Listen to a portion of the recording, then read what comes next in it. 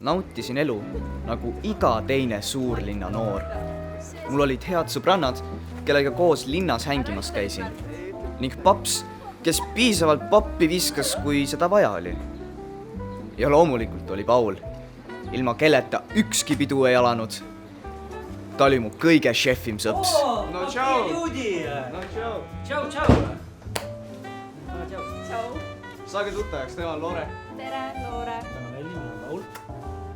Kuule, aga Siiri, pane 3 tavalist.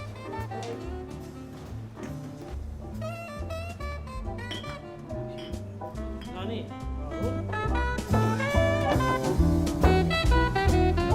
Arriba. Arriba! Abajo. Abajo! Al centro. Al centro! Y pa' dentro. Y pa' dentro!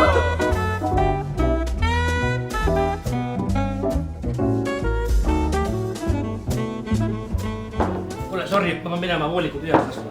Mina ka. Sul pole ka voolikut. Said aru küll. Okei, lähme siis.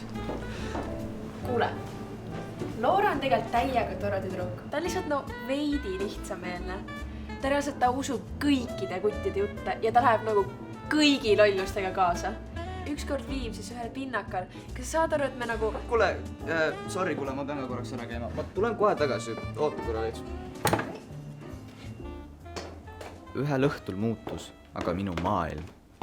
Selgeks sai see, miks Paul oli nii enesekindel, kuidas tal alati sulli jagus, et kõigile välja käristada, kuidas ta jõudis hommikutundideni ja sealt edasi pidutseda, kuidas tal pidevalt uued sõbrad olid ning kuidas ta võõraste tütarlastega alati nii julge oli.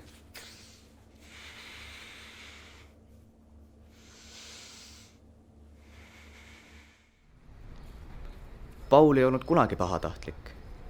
Ma ei näinud, et ta oleks paha tahtnud teha. Kõige vähem veel endale või oma sõpradele. Mina ka ei tahtnud kellelegi halba. Tahtsin head ja lahedat elu.